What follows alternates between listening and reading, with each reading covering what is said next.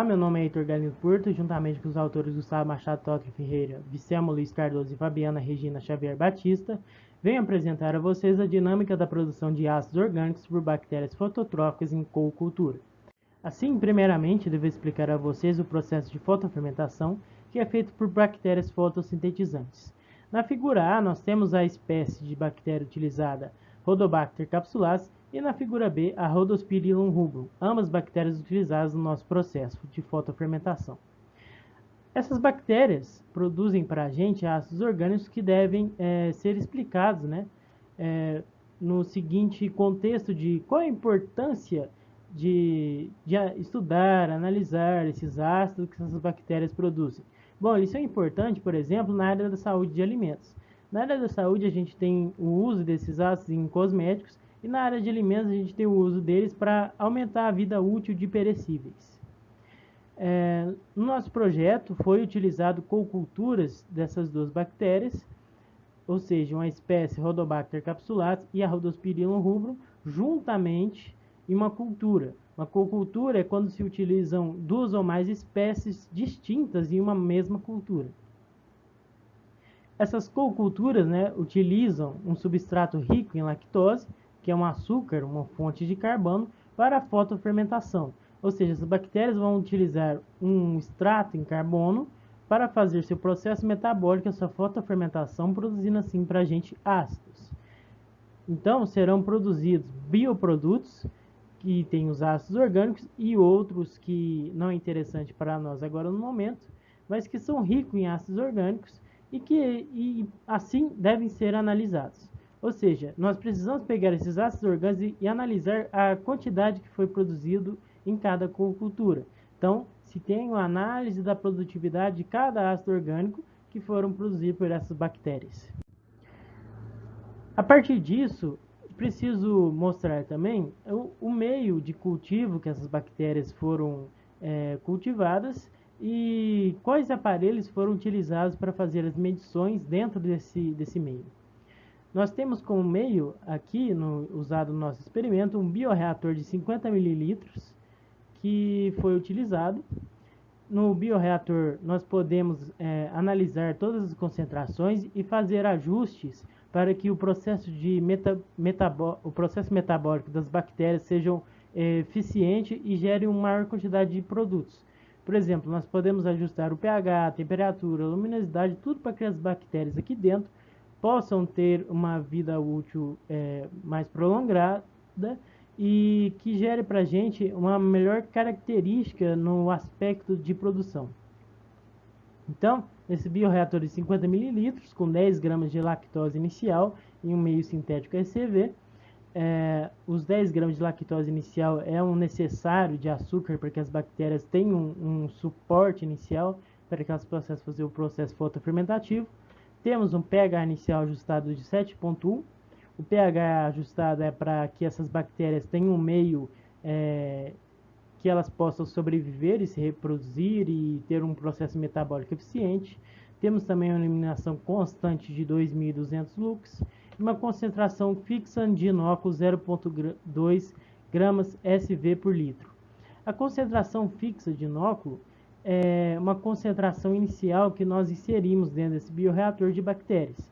No nosso caso, foram utilizados co-culturas, então teremos aquelas duas espécies de bactérias inoculadas aqui dentro desse bioreator para que façam seu processo metabólico. Nós tivemos essas bactérias em condições de anaerobiose através do uso do gás argônico, e a medição desses bioreatores, no caso, foi feito por pHmetro do pH, e os ácidos aqui dentro foram medidos por um aparelho chamado HPLC da Shimadzu. O processo fotofermentativo foi conduzido nesses bioreatores, mas só que os experimentos foram separados em 3 tipos de co-culturas diferentes. Co-cultura de Rhodobacter capsularis e Rhodospirillum rubrum com as proporções respectivas, ou seja, tivemos 3 tipos de co-culturas. Co-cultura de nome A, proporção 1:1 dessas duas bactérias. Co-cultura B, proporção 3:1 dessas duas bactérias. E co-cultura C, na proporção 1:3 dessas bactérias. Então, tivemos 3 co-culturas com 2 espécies distintas de bactérias, mas só que juntas em cada cocultura.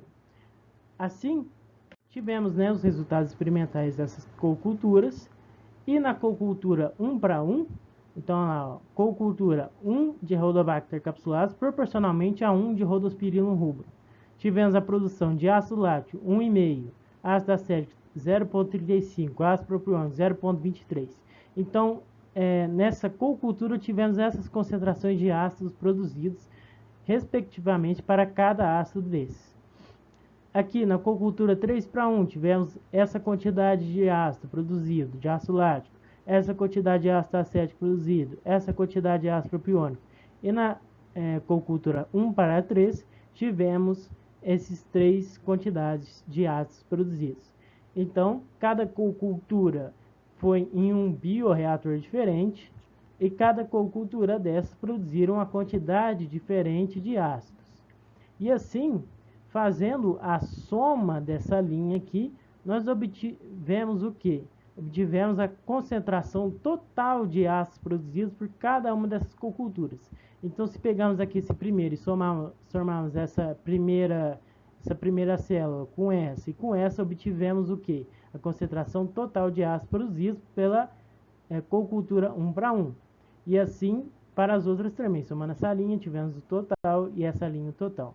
Pegando esses dados e colocando, por exemplo, em um gráfico, a gente observa que a cocultura 1 para 3 teve uma maior produção de ácidos em gramas por litro. Então, além do gráfico, somando aquelas concentrações como eu tinha mostrado agora, a soma das concentrações de ácido em cada cocultura nos mostrou que a cocultura de proporção 1 para 3, ou seja, 1 de Rhodobacter capsularis para 3 de Rhodospirillum rubrum, resultou em uma maior produção de ácidos orgânicos. Ou seja, essa cocultura, em especial, teve uma maior produção, uma maior eficácia em se produzir ácidos orgânicos. Assim, essa cocultura se evidencia pelo maior potencial produtivo de ácidos orgânicos entre todas as coculturas que foram desenvolvidas no nosso projeto. Assim, depois de mostrar a vocês o processo fotofermentativo, os meios utilizados para que o experimento seja feito e os resultados obtidos, eu gostaria de agradecer a CNPq, a Vale, a CAPES e a FAPEMIG por todo o investimento e apoio que nos deram, e a Universidade Federal de Uberlândia por toda a infraestrutura e acesso que deram para a gente aí durante nosso trabalho.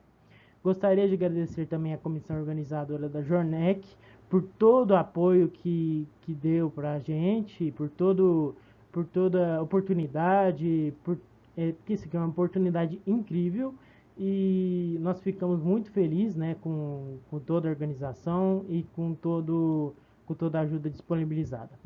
Deixei aqui também um e-mail, meu e-mail para contato é 99torgalinda@ufo.br para dúvidas, para contatos gerais. E assim finalizo aqui. Agradeço a todos pela atenção e muito boa noite.